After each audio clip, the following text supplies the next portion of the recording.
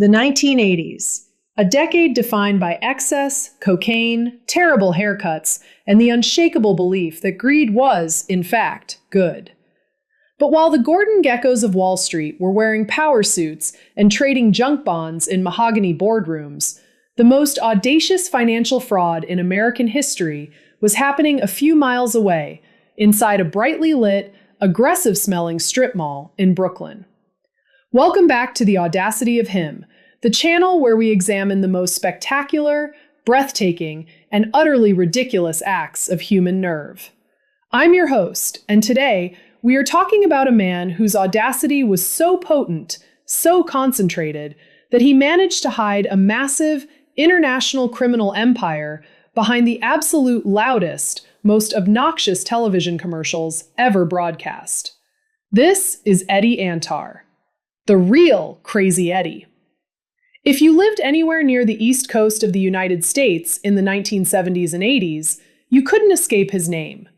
His electronics empire was a retail juggernaut, but behind the discounted VCRs and the screaming TV pitchmen, Eddie was running a shell game so complex, so bafflingly illegal, that it would make the guys at Enron look like they were stealing cookies from a jar.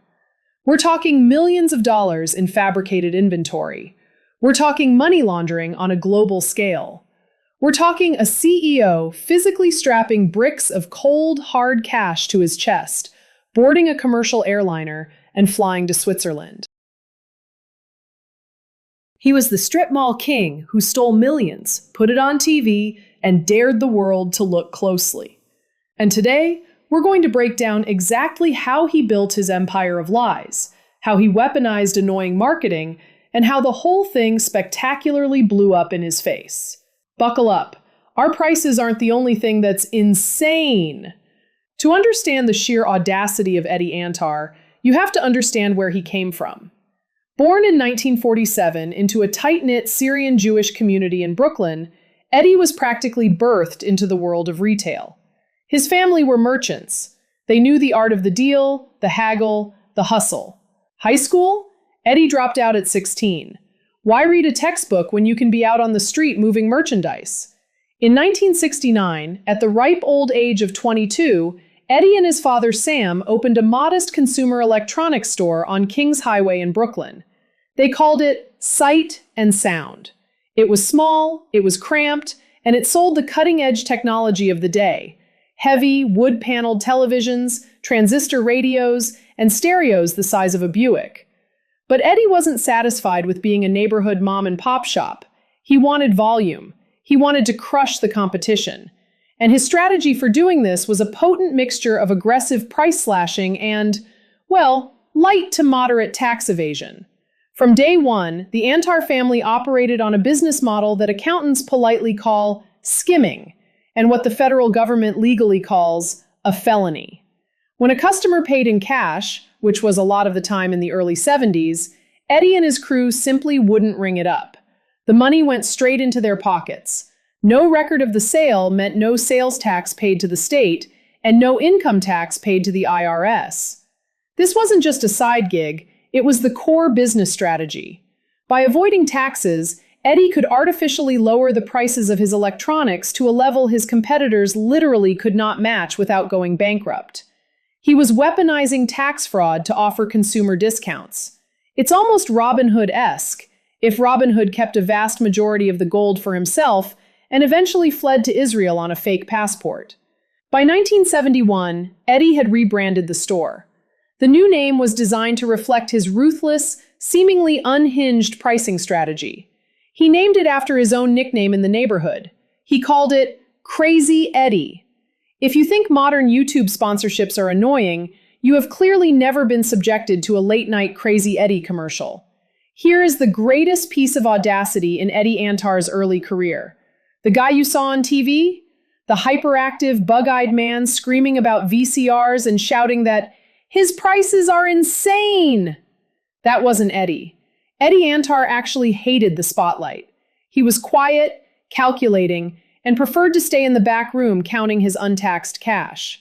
So, he hired a local radio DJ named Jerry Carroll to be the face of the brand. Jerry Carroll was a genius of obnoxious communication. He read the copy like he had just consumed 6 shots of espresso and a handful of amphetamines. He wore cheap suits, sometimes a hard hat, sometimes a Santa suit in the middle of August. The commercials were filmed cheaply, edited poorly, and broadcast relentlessly. They bought up the cheapest airtime, late at night, during reruns, during local sports, and just bludgeoned the tri-state area with volume. And the audacity of it? It worked. It worked unbelievably well. People didn't just tolerate the commercials, they integrated them into the cultural zeitgeist. Jerry Carroll's catchphrase, "His prices are insane!"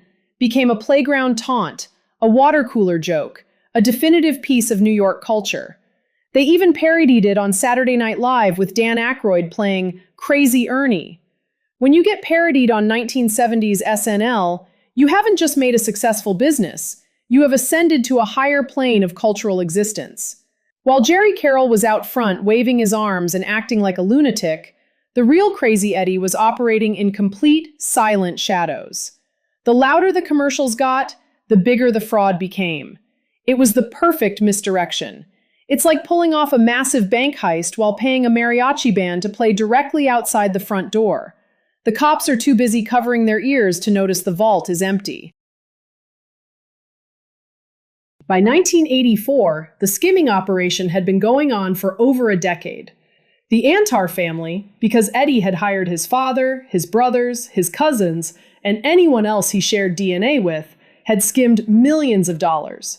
The money was hidden in false ceilings, buried in safe deposit boxes, and stuffed into floorboards. But Eddie realized something crucial. Skimming millions is great, but you know what's better? A billion-dollar valuation.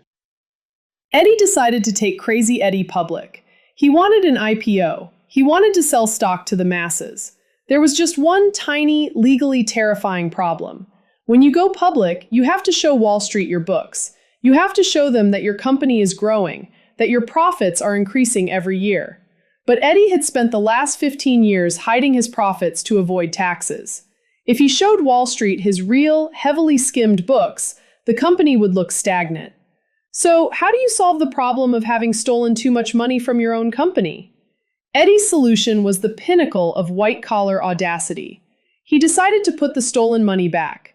Working with his cousin, Sam E. Antar, who was the chief financial officer and, hilariously, a certified public accountant, they devised a scheme called the Panama Pump. Here's how this beautiful disaster worked. The Antars took the millions of dollars in cash they had skimmed and illegally smuggled it into bank accounts in Israel. From Israel, the money was wired to bank accounts in Panama, where bank secrecy laws were tighter than a snare drum. From Panama, the money was wired back to the United States, in the form of checks drafted to Crazy Eddie Inc. What did they categorize these massive influxes of cash as? Sales, of course. They just invented fake customers. They wrote fake receipts. They took their own stolen money, laundered it across 3 continents, and deposited it into their own corporate bank accounts to make it look like they were selling a frankly impossible number of Walkmans and Atari consoles. Wall Street fell for it, hook, line, and sinker. The IPO in 1984 was a massive success. The stock price soared. Eddie Antar, a high school dropout from Brooklyn who was actively running a transnational money laundering operation out of a strip mall, was suddenly worth over $40 million on paper. And folks, he was just getting started. Once you're a publicly traded company, the pressure to show continuous growth is immense. The Panama Pump had artificially inflated their baseline, which meant that to show growth the next year, they had to fake even more sales. But soon, just faking sales wasn't enough. They had to manipulate the company's valuation through its assets. And for a retail electronics chain, your biggest asset is your inventory. Enter CFO Sam E. Antar. Sam realized that if they overstated the value of the electronics sitting in their warehouses, it would decrease their cost of goods sold, which would artificially inflate their profit margins. It's an accounting trick so blatant that it's basically the first thing auditors look for. So, how did the Antars trick the prestigious auditing firms of Maine Herdman and Pete Marwick? By treating corporate auditing like a heist movie. First, they literally just made up inventory. They would take empty cardboard boxes, seal them up, stack them high, and place a few real boxes of VCRs on the front of the pallet to hide the emptiness behind them. When the auditors came to count, they just counted the boxes. But the auditors weren't complete idiots. They would occasionally ask to open a box in the back. The Antars had a plan for this. It was called the distraction. Whenever auditors visited the Crazy Eddie warehouses, the Antar family made sure to hire the most attractive, charismatic young women they could find to act as guides for the auditing team. They would flirt with the young, overworked accountants, distract them, offer them lavish lunches, and generally do everything in their power to keep their eyes off the cardboard boxes. But the audacity goes deeper. The auditors would typically select a random sample of stores to inspect. They would keep the list of which stores they were going to visit in a locked briefcase or a locked desk drawer in the office they were given at Crazy Eddie headquarters. The Antars literally broke into the auditors' desks at night. They picked the locks, found the list of stores scheduled for inspection, and then spent the entire night renting box trucks.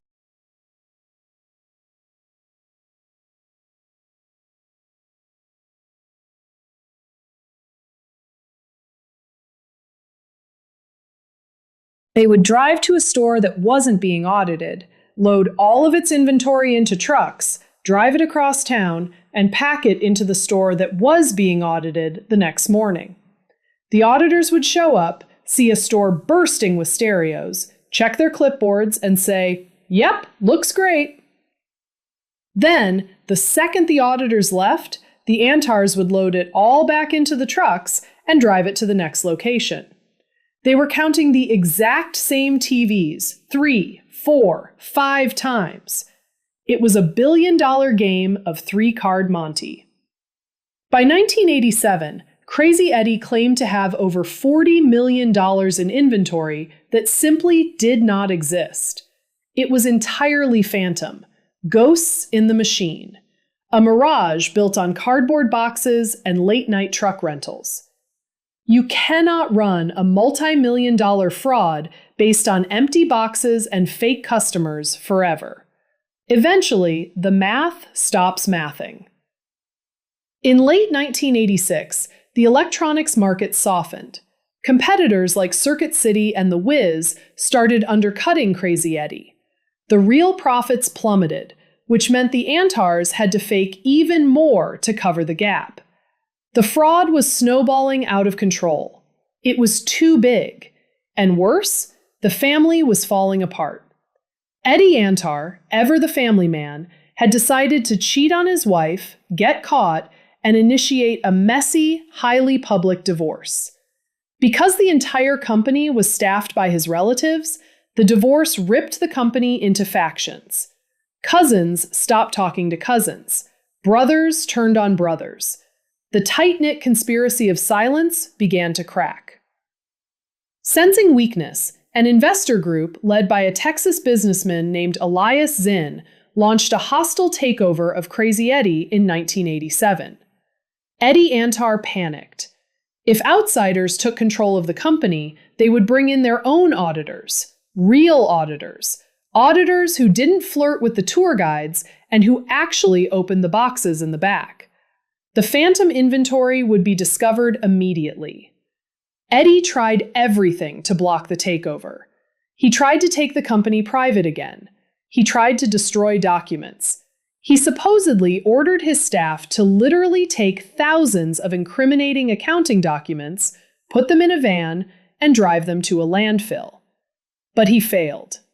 In November 1987, Elias Zinn's group successfully ousted Eddie Antar and took control of the board. A few weeks later, the new management walked into the warehouses to take a physical inventory count. They walked down the aisles. They pulled down the pallets. They opened the boxes. They were missing $45 million worth of electronics. The jig was up. The SEC was called. The FBI was called. The House of Cards had spectacularly, violently imploded. And where was Eddie Antar while the authorities were descending on his strip mall empire? He was preparing for his final, most legendary act of audacity. Let me paint a picture for you. The year is 1990. Eddie Antar has been indicted. The SEC is freezing his assets. He is facing decades in federal prison. A normal white-collar criminal at this point hires an expensive lawyer, wears a nice suit to court, and tries to negotiate a plea deal for a minimum security camp with a tennis court. Eddie Antar was not a normal white-collar criminal. Eddie decided he was going to run, but he wasn't going to leave his ill-gotten wealth behind. The problem was, you can't exactly write a check when the FBI is watching your bank accounts. So, Eddie resorted to the most primitive, hilarious method of capital flight possible. He turned his own body into an armored car. According to investigators and family members, Eddie strapped hundreds of thousands of dollars in high-denomination bills directly to his chest, his stomach, and his legs. He put on baggy clothes. He waddled his way to JFK Airport. Now, remember, this is pre-9/11 airport security. There were no millimeter wave scanners. You just walk through a basic metal detector. Paper money doesn't set off metal detectors. So, this incredibly sweaty, bulky, paranoid former electronics CEO waddled onto a commercial airliner, sat in first class for 8 hours, probably unable to bend at the waist, and flew to Switzerland. He didn't just do this once. He reportedly made several trips, acting as a human mule for his own stolen fortune. Once the money was in Swiss banks, he acquired a fake Brazilian passport under the spectacularly generic alias David Jacob Levi Cohen, and he vanished into the ether. He eventually settled in Israel, living in a quiet suburb of Tel Aviv. The strip mall king was now an international fugitive. For over 2 years, the United States Department of Justice, the FBI, and the SEC hunted for Eddie Antar. It was a massive embarrassment. The guy who yelled about VCRs on local television had outsmarted the federal government and vanished with tens of millions of dollars. Back in the States, his cousin, CFO Sam E. Antar, did exactly what you would expect a disgruntled family member to do. He flipped. Sam cut a deal with the feds. He became their star witness, laying out every single excruciating detail of the fraud. The Panama pump, the empty boxes, the desk break-ins.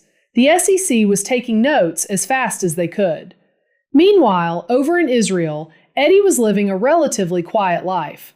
But Eddie had a fatal flaw. He couldn't resist checking on his money.